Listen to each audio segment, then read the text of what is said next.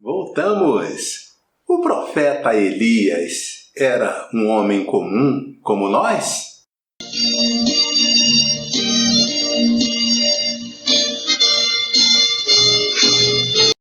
Lição 6. O profeta Elias e Eliseu, seu sucessor. Também poderíamos colocar o profeta Elias e seu sucessor Eliseu. Esta lição tem o texto áureo que segue. Sucedeu, pois, que, havendo eles passado, eles quem? Elias disse a Eliseu. Eles é Elias e Eliseu. Pede-me o que queres que te faça, antes que seja tomado de ti. E disse Eliseu, peço-te que haja porção dobrada do teu espírito sobre mim. Segundo o livro dos Reis, capítulo 2, versículo 9. Daqui a pouco a gente vai explicar, porque a lição vai explorar bem essa passagem. Verdade prática. A história de Elias e Eliseu nos inspira a andarmos com pessoas que desfrutam de intimidade com Deus e que, por isso, vale a pena serem seguidas e imitadas. Já adianto, aqui é um termo que está sendo usado na revista, a questão da inspiração, né? No meio teológico a gente sempre defende inspiração e revelação, então fica mais conservador se a gente usar inspiração para os textos inspirados, ou seja, os textos escritos na Bíblia, nas Sagradas Escrituras. Porque senão fica qualquer coisa inspiração e vai misturando tudo. Então a gente deixa a inspiração para isso. Então nesse caso aqui seria a história de Elias e Eliseu nos motiva, do verbo motivar, a andarmos com pessoas que desfrutam de intimidade ou nos ensina, dependendo do enfoque que a gente queira dar a essa questão. Eu sou o pastor Israel Silva, sou pastor, sou teólogo, sou economista e, sobretudo, sou servo do Deus Altíssimo. Estive sem gravar 3 vídeos por conta de uma cirurgia que foi necessário fazer. Já via tendo aí uns sintomas desconfortáveis desde o final do ano passado e se tornou inadiável, pelo contrário, virou emergência. Ainda estou me convalescendo, mas pelo menos essa parte aqui do trabalho dá para a gente fazer. A leitura bíblica em classe está em 2 Reis, capítulo 2, versículos de 1 a 15, que passo a ler e comentar agora. Versículo 1. Sucedeu, pois, que, havendo o Senhor de elevar a Elias num redemoinho ao céu, Elias partiu com Eliseu de Gilgal. Aí esse versículo aqui tem que ter uma atenção especial, principalmente quem não estiver acostumado com esse texto, né? Porque, evidentemente, que o livro é escrito depois do que o fato já aconteceu. Então, na hora que ele está fazendo esse flashback, o autor, acaba indo um pouco antes ou um pouco depois, conforme o caso, do que é importante aqui dizer. Então, o que está querendo dizer aqui? Elias, ao final de tudo, Elias foi elevado ao céu num redemoinho. Então ele está contando o que aconteceu exatamente no momento anterior. Por isso que ficou dessa forma. Havendo o Senhor de elevar a Elias num redemoinho ao céu, Elias partiu com Eliseu de Gilgal. Então eles dois saíram de Gilgal momentos antes, ou pouco tempo antes de Elias ser levado. Versículo 2. E disse Elias a Eliseu, fica-te aqui, porque o Senhor me enviou a Betel. Porém, Eliseu disse: vive o Senhor e vive a tua alma, que te não deixarei. E assim foram a Betel. Em que ponto da cronologia que a gente está aqui, da linha do tempo? Nesse momento aqui, Elias ainda não foi levado, por óbvio, né?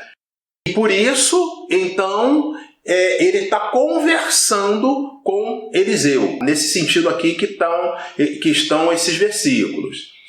Versículo 3.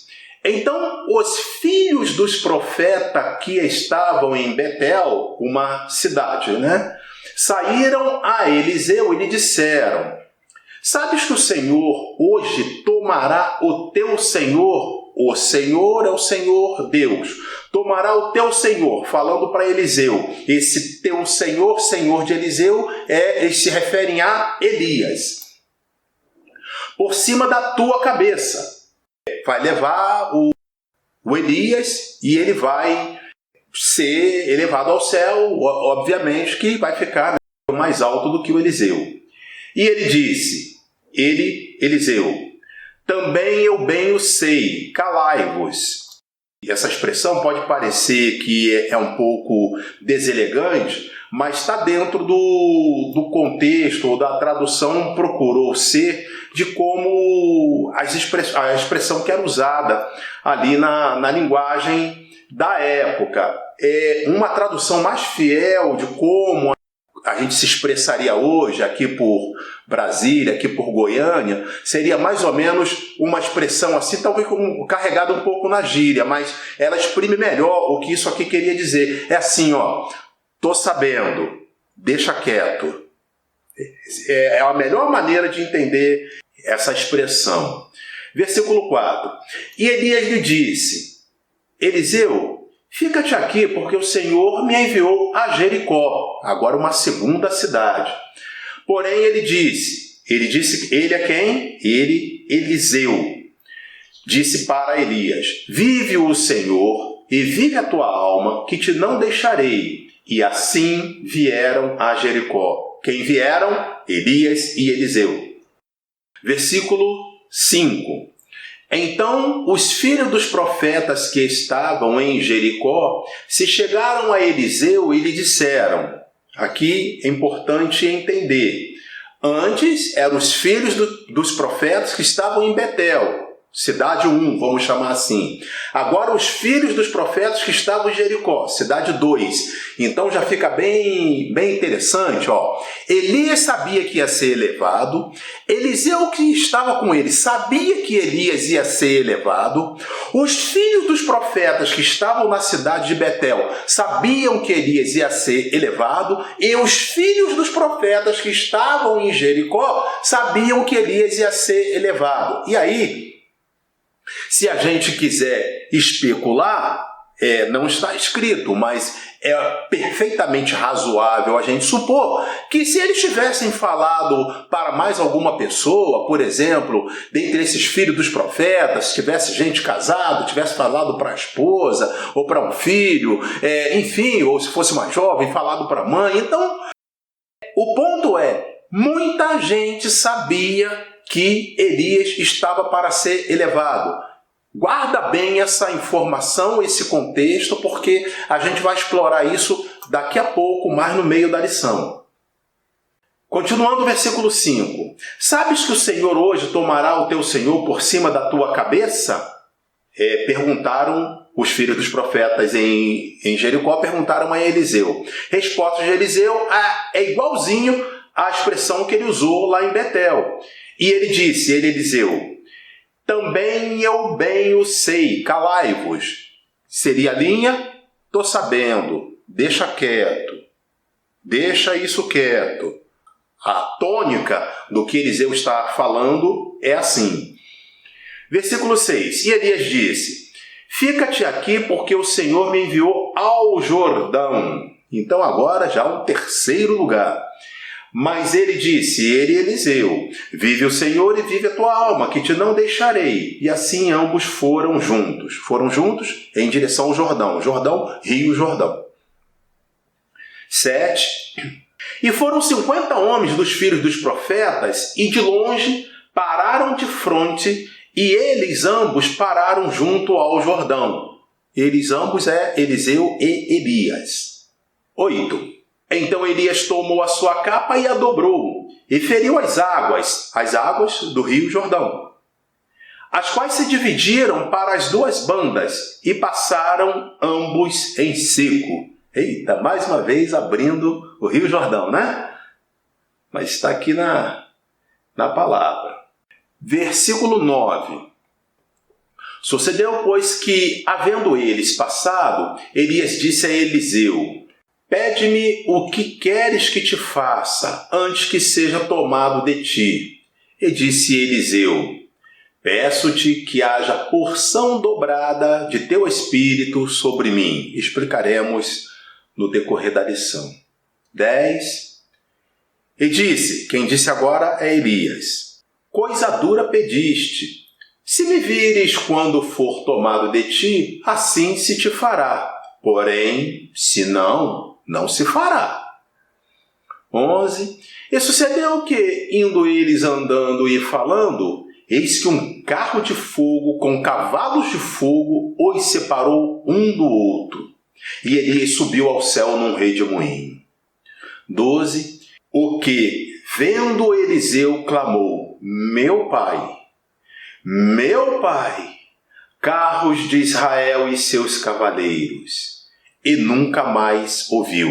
Ou seja, Eliseu nunca mais viu Elias. E, tomando das suas vestes, as rasgou em duas partes. 13. Também levantou a capa de Elias que lhe caíra, e voltou-se e parou à borda do Jordão. 14. E tomou a capa de Elias, que lhe caíra, e feriu as águas, e disse: onde está o Senhor Deus de Elias? Então feriu as águas, e se dividiram elas para uma e outra banda, e Eliseu passou. 15. Vendo-o, pois, os filhos dos profetas que estavam defronte em Jericó, disseram: o espírito de Elias repousa sobre Eliseu. Vendo que os filhos dos profetas, né, esse grupo de homens tementes a Deus que haviam ficado, né, da mesma banda, não atravessaram o Jordão, viram que do outro lado Eliseu feriu o Jordão com a capa, que era de Elias, e o tornou a se abrir, Eliseu retornou. Então eles disseram isso aqui: o espírito de Elias repousa sobre Eliseu. E vieram-lhe ao encontro e se prostraram diante dele em terra. O objetivo geral dessa lição é descrever o fim da trajetória de Elias e o começo do ministério de Eliseu. O ministério de Elias estava terminando quando Deus o ordenou que ungisse seu sucessor. O escolhido foi Eliseu. Eliseu era muito próximo e leal a Elias. Antes de ser levado aos céus pelo Senhor, Elias perguntou a Eliseu sobre o que ele gostaria de receber de sua parte. E Eliseu, mais que depressa, pediu porção dobrada do espírito de Elias sobre ele. E assim foi. O fim do ministério de Elias e o início do de Eliseu são os assuntos dessa lição. Essa lição será ministrada em 3 capítulos, sendo o capítulo 1, a despedida de Elias, capítulo 2, o pedido ousado de Eliseu, e capítulo 3, Eliseu toma a capa de Elias. Então, sem mais delongas, vamos ao capítulo 1, a despedida de Elias. Elias realizou grandes feitos em seu ministério profético. Foi vitorioso diante dos profetas de Baal e Aserá. Foi ousado e perspicaz para repreender, aconselhar e direcionar os reis. Foi alimentado de forma milagrosa por Deus em tempos de adversidades. No entanto, mesmo diante de tamanhas realizações, chegou a hora de o profeta encerrar sua missão na terra. Embora Elias seja considerado um dos maiores profetas do Antigo Testamento, a ponto de aparecer no Monte da Transfiguração ao lado de Jesus e Moisés, ele não proferiu nenhuma profecia de longo prazo e, provavelmente, não escreveu nenhum livro. Isso nos ensina que a grandeza de um profeta não é medida somente pelo tempo do cumprimento de suas profecias, mas principalmente pela integridade e grandeza de sua alma. Essa questão de tempo a gente poderia falar tanta coisa, porque Elias não profetizou nada para longo tempo. Isso faz dele o quê? Maior ou menor? Ele é considerado um dos maiores profetas, então, a princípio, parece que essa questão é colocada como se diz, os prós e contras, é colocado pró, é colocado a favor. Isso soma a respeito de Elias. O outro ponto é que precisamos ter em mente que essa questão temporal é uma questão humana, não é a questão de Deus. Tanto é assim que as próprias Escrituras registram os tempos verbais, por vezes, de forma contrária ao que seria a nossa realidade. Por exemplo, o profeta Isaías, lá no capítulo 9, quando ele fala do que está por vir, seria o nascimento do Senhor, que se daria cerca de 800 anos depois, 700 anos depois, ele diz assim: porque um menino se nasceu, e um filho se nos deu, e o principado está sobre os seus ombros. E o seu nome será Maravilhoso Conselheiro, Deus Forte, Pai da Eternidade, Príncipe da Paz. Ora, ele usou o tempo passado de verbo, usou o tempo presente e usou o tempo futuro. Tudo isso para falar de um evento que na nossa dimensão humana, na nossa dimensão temporal, ainda estava por acontecer.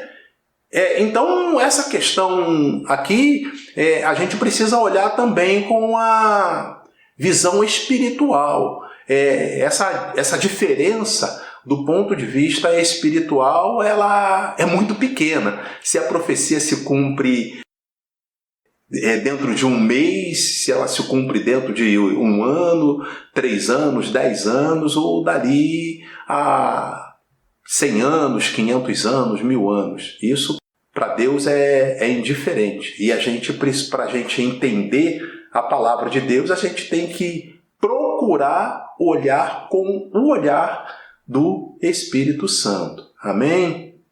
Elias estava em Gilgal quando iniciou os preparativos para o seu arrebatamento. Esse lugar foi cenário de grandes e marcantes acontecimentos. Em Gilgal foi estabelecido o memorial da travessia do Jordão, realizada por Josué. Ali, também os israelitas foram circuncidados e celebraram a primeira Páscoa na terra prometida.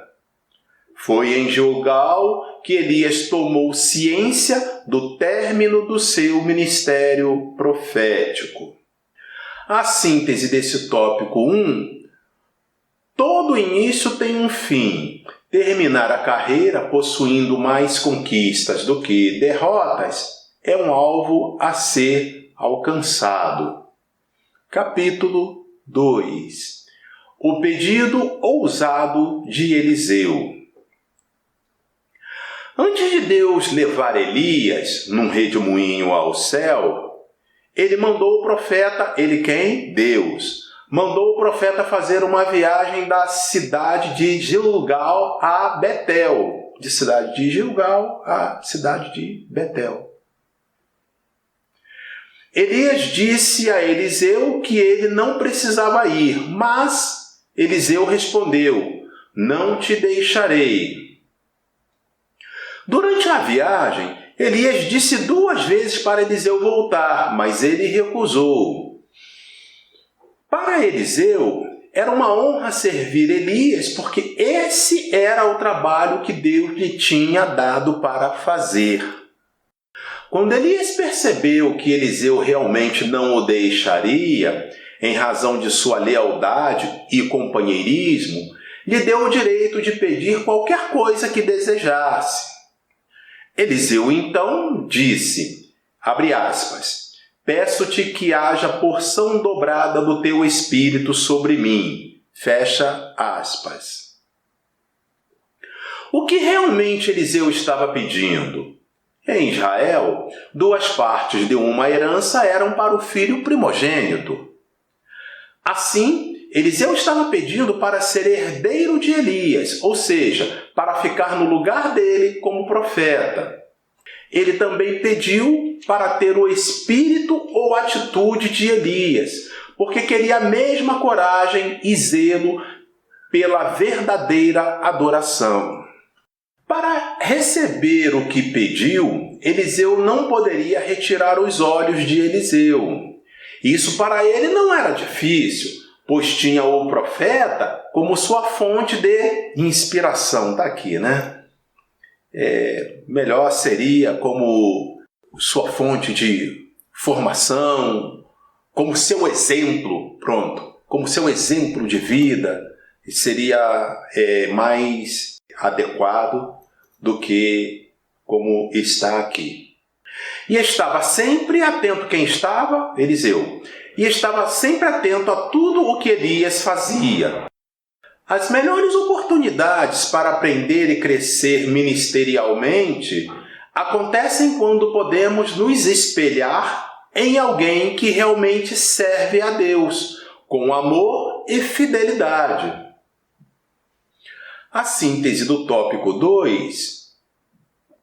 Deus está pronto para conceder os pedidos que fazemos a Ele. Basta que tenhamos intimidade e fidelidade para com o Senhor. Aqui é interessante a gente explicar esse basta. Em outras palavras, aqui se aplica o que está no Evangelho de João, capítulo 15, versículo 7. Se vós estiverdes em mim e a minha palavra estiver em vós, pedireis o que quiserdes e vos será feito.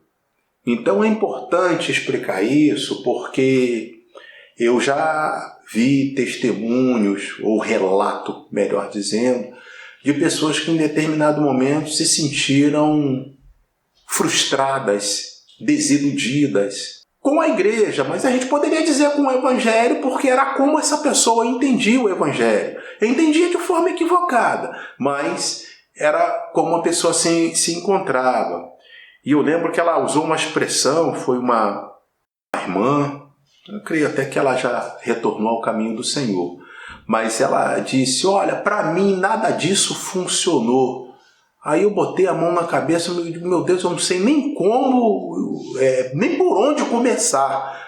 Certamente há vários conceitos errados nisso aí, mas um deles é isso. Esse tipo de expressão quando não é bem explicada. Deus está pronto para conceder os pedidos que fazemos a Ele. Basta que tenhamos intimidade e fidelidade com o Senhor. Aí alguém diz, eu vou orar aqui tantas horas, eu vou orar aqui tantos dias, eu vou jejuar tantos dias e vou pedir a Deus e Ele vai me dar, porque isso está na palavra. Não é assim que funciona, não. Se vós estiverdes em mim, diz o Senhor, e a minha palavra estiver em vós, pedireis o que quiseres e vos será feito. No caso de Eliseu pediu a Elias, dá-me porção dobrada do teu espírito. O que significa isso? Eliseu pediu a Elias o que estava no âmbito do desejo do próprio Deus. Estava no desejo de Deus fazer de Eliseu o sucessor de Elias. São ministérios que têm ali algumas diferenças, mas Eliseu foi tremendamente usado logo após aquela retirada de Elias, né? Isso é até importante explicar porque não aparece no texto aqui, não sei se vai ser explorado depois, é bom dizer. Logo depois que os profetas estavam dizendo, olha, Elias foi tomado, subiu num redemoinho e mandou um exército de 50 homens que procuraram Elias por cerca de 3 dias ou por alguns dias para procurar Elias e nada encontraram. A Bíblia relata, são 3 casos bem excepcionais. Bom, vamos acabar chegando no quarto, né? Existe o caso de Enoque, a Bíblia diz, e Enoque andava com Deus, e por isso Enoque acabou sendo transladado. O primeiro caso é Enoque. O segundo caso, Moisés. Moisés é diferente, mas ele é diferente da nossa realidade, porque salvo em situações muito traumáticas, mas o costume é as pessoas morrerem e serem sepultadas, principalmente pessoas importantes. E Moisés, ele morreu, mas o seu corpo físico jamais foi encontrado. E depois aparece até no livro de Judas, né, dizendo que houve uma contenda muito acirrada na dimensão espiritual entre Satanás e o arcanjo Miguel. Eles ficaram disputando o corpo de Moisés, mas o arcanjo Miguel, prevaleceu justamente porque disse, o Senhor te repreenda. Então, é o segundo caso. Moisés, o corpo jamais foi encontrado. Morreu. A Bíblia relata que ele morreu, mas o corpo não foi encontrado. Chegamos então ao caso de Elias, o terceiro caso, e até nessa cronologia do tempo. Ele foi transladado, o texto ficou aqui registrado, ele ia caminhando com Eliseu e passou um carro de fogo com cavalos de fogo entre os dois, e aí separou evidentemente. E Eliseu viu Elias ser levado no redemoinho, e ao que parece, o texto nos indica que Eliseu estava do lado, então foi separado apenas por aquela carruagem, então claro que viu. Mas o texto nos dá a entender que até esses filhos dos profetas, também que estavam do outro lado do Rio Jordão, também conseguiram ver. Certamente estavam ali numa parte do Rio Jordão onde a largura não era tão grande. Então, terceiro caso. E aí, já que a gente falou nisso, temos o quarto caso, né? Que acaba que esses 3 viram também um tipo do nosso Senhor e Salvador, Jesus Cristo. Humanamente, foi morto, foi sepultado, colocado dentro daquele sepulcro, em forma de caverna, e ao terceiro dia o Senhor foi ressurreto, foi ressuscitado, apareceu durante 40 dias a várias pessoas. Uma das aparições foi a mais de 500 irmãos que a Bíblia registra. Eu vou deixar até essa passagem aqui na tela para vocês. Apareceu, inclusive, de uma vez só a mais de 500 irmãos. E o Senhor foi elevado aos céus onde está. Então, são esses casos que têm a exceção em relação à morte. O caso de Moisés até que morreu, mas o corpo também não foi encontrado. Não foi encontrado por quê? Não foi encontrado porque ele foi retirado sobrenaturalmente, melhor termo, do local de onde Moisés encerrou os seus dias. Capítulo 3. Eliseu toma a capa de Elias. Enquanto Elias e Eliseu caminhavam juntos e conversavam, o que denota a intimidade e comunhão entre os dois, Elias foi separado de Eliseu por um carro de fogo que o elevou num redemoinho. O carro que passou foi parte do cenário, que teve também o redemoinho, e esse redemoinho levou Elias. A amizade sincera e a comunhão na igreja, entre irmãos que se amam e se respeitam, sempre resulta em bênçãos extraordinárias para a obra de Deus. Acrescento, a comunhão sincera entre irmãos resulta em bênçãos para ambos irmãos também. Elias deixou sua capa cair quando foi elevado ao céu. Essa capa foi herança que o profeta deixou para seu servo Eliseu. Eu diria parte da herança, porque mais do que a capa em si, foi o espírito de Elias, a porção dobrada, a comunhão com Deus, mas o termo que é usado é espírito de Elias, né? Uma vez eu ouvi um pregador falar, e é uma expressão interessante. Elias alcançou uma comunhão tão diferenciada com Deus que o Espírito Santo pôde ser chamado de Espírito de Elias também, pelo menos naquele contexto ali do Antigo Testamento, naquele momento entre Elias e Eliseu. Quando Elias diz, dá-me uma porção, quero ter uma porção dobrada do teu Espírito, o que queria dizer? Uma porção dobrada do Espírito Santo que estava em Elias.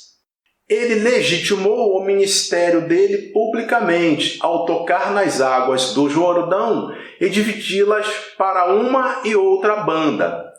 Esse episódio foi visto pelos filhos dos profetas de Jericó, que imediatamente reconheceram que a unção de Elias estava sobre Eliseu.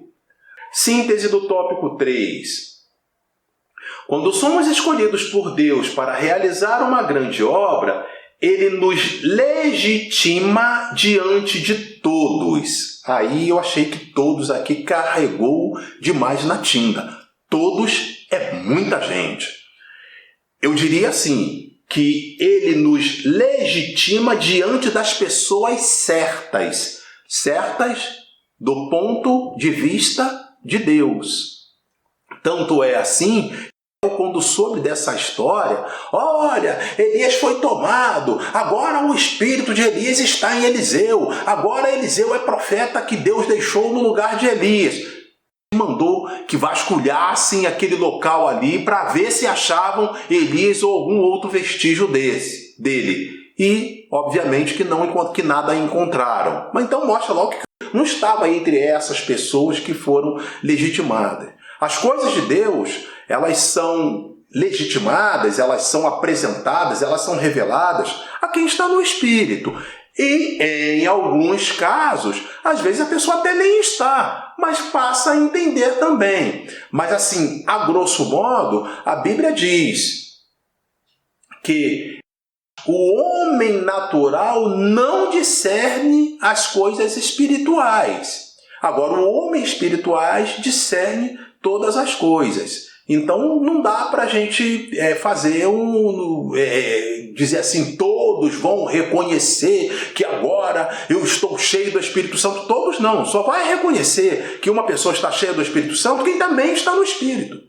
Quem estiver na carne talvez não reconheça nada. E em alguns casos, quando reconhece, é tarde demais. Às vezes, reconhece após um confronto, e aí Deus assume a situação, e aí acaba vendo, não era bom mexer com esse homem, não era bom mexer com essa mulher, não. Pois é, mas aí agora, às vezes, em alguns casos, se torna tarde demais. Às vezes dá até arrependimento, mas às vezes não dá tempo. Às vezes Deus cobra tarde demais. Então, as coisas espirituais, quem percebe é quem é espiritual. É assim que as coisas de Deus funcionam. Concluindo, o que identifica um profeta de Deus atualmente não é o uso de uma capa, mas o modo de viver, suas virtudes e comportamento. A exemplo de Eliseu, devemos nos espelhar em homens e mulheres de Deus que sejam genuínos imitadores de Cristo. Eu diria assim, que a exemplo de Eliseu em relação a Elias, aí sim que a gente deve nos inspirar, porque não é nem nos inspirar, nos espelharmos, né? a exemplo do que Eliseu fez em relação a Elias. Mas Elias, aí para esse contexto, será necessário conhecer quem era Elias. Elias é considerado o maior, dentre os maiores dos profetas da história bíblica. Então é disso que estamos falando. Esse negócio de copiar vai muito naquela linha, né, do que foi dito na lição 2, o reino dividido. Eu vou deixar aqui na tela para vocês e lá na descrição eu vou deixar até o link para você clicar em cima e ir na lição se quiser assistir, se você ainda não tiver feito, ou se achar que deve também assistir mais uma vez, assistir às vezes em companhia de mais alguém. Mas o ponto vai muito na linha do que nós falamos lá sobre pedir conselho. Se você pedir conselho a uma pessoa que nada entende do assunto que você está pesquisando, está procurando saber, você pode ter sérios problemas, porque a pessoa pode falar algo inadequado para aquela situação, e se você também não conhece nenhuma coisa nem outra, segue aquele conselho, e aí acaba dando tudo muito errado. Então é o mesmo caso aqui. Seguir quem? Seguir Elias, agora sim. Então seguir uma pessoa que tenha comunhão de verdade com Deus. Aí vai funcionar. A essa altura, já podemos responder à pergunta de introdução da lição. Elias era verdadeiramente uma pessoa normal? Era um homem normal? Aqueles que são aí acostumados, aí, os professores aí que me acompanham, que sempre escutam as lições, os pastores, vão até achar que a gente está falando algo muito simples, mas é importante a gente lembrar, mesmo com essa simplicidade. Para responder essa pergunta, temos que recorrer a Tiago capítulo 17, versículo 18, aqui na tela, que diz: Elias era um homem sujeito às mesmas paixões que nós, porém, orou para que não chovesse e não choveu. E depois orou para que chovesse e choveu. Ele fala do embate de Elias com o rei Acabe, o rei de Israel Acabe. O rei Acabe é considerado o pior rei do Antigo Testamento. Certamente já teve algumas dessas lições que a gente pulou, já falamos disso. Então, é nesse sentido que a gente precisa olhar. Elias era um homem como nós, um homem, ser humano, masculino, e sujeito às mesmas paixões, sujeito às mesmas tentações que nós.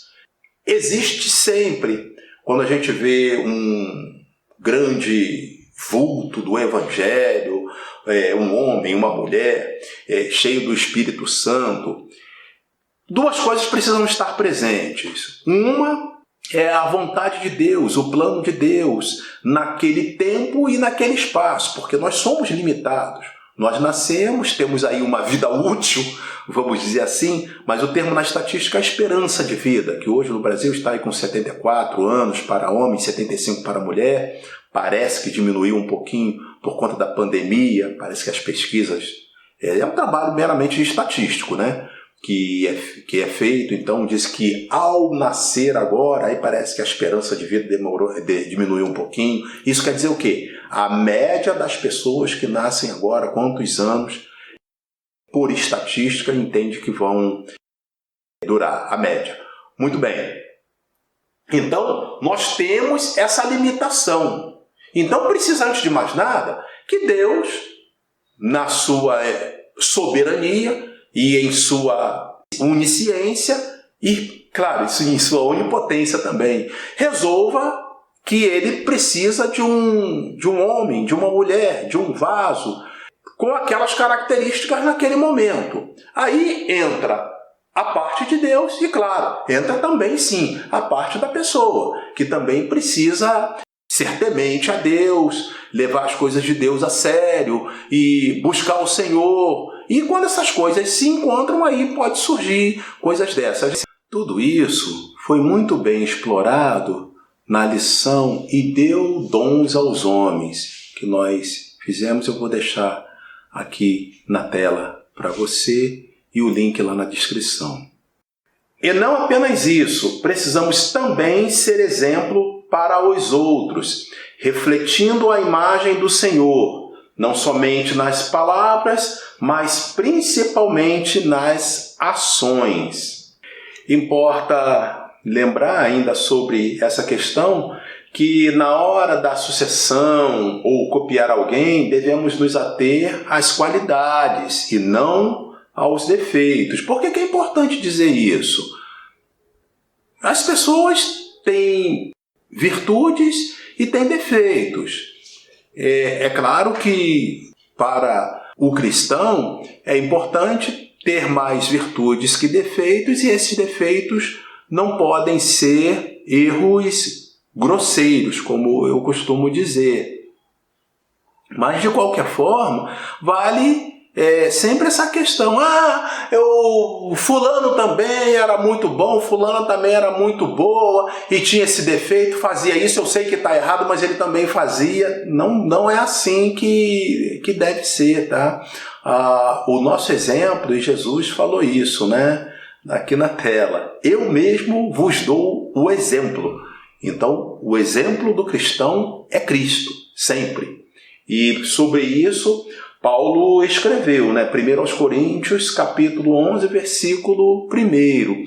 Sede meus imitadores como eu de Cristo.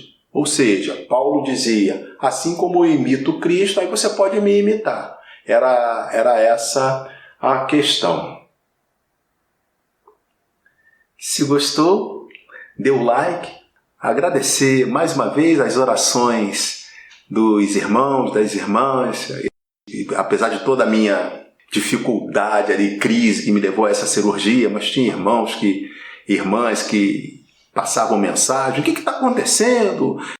Eu não estou vendo a mensagem, está tudo bem? E aí eu ia explicar: olha, eu passei mal e tive que fazer cirurgia, não pude fazer essas 2 ou 3 lições.